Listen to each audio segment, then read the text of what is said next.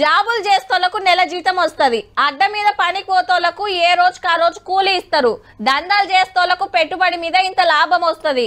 కొందరు ఇండ్లు దుకాణాలు కిరాయికిస్తే ఇంకొందరు ఆటోలు టాక్సీలు నడిపి ఎల్లదీస్తుంటారు. ఇక సర్కారుకు మనం కట్టిన ట్యాక్స్ల మీద ఆదాయం వస్తుంది.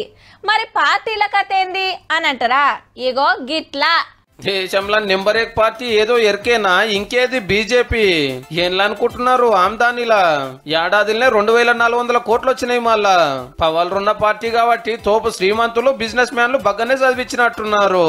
ఇక రెండో ర్యాంక్ ఇవ్వలేదంటే ఏ పక్క కాంగ్రెస్ పార్టీదే ప్రధాన ప్రతిపక్షమాయ అనేరు. వాళ్ళకు 289 కోట్లే.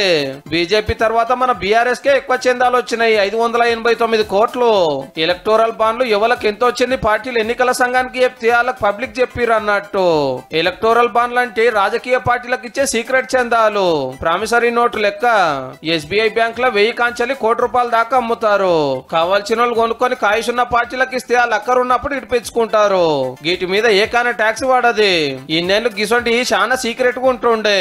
చెల్ గిదేం తరికని కొందరు దేశం పెద్ద కొట్టుకుపోతే బాజాప్తా బయట పెట్టవలసిందేనని ఆర్డర్ వచ్చినందుకు మనకు ఇప్పుడు తెలుస్తున్నాయి.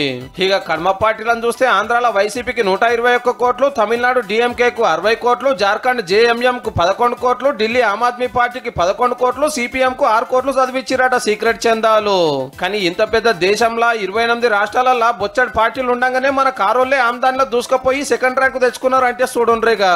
ఏ ఎలక్షన్లేమో గానీ కలెక్షన్లనైతే జాతీయ పార్టీ అయినట్టే పో.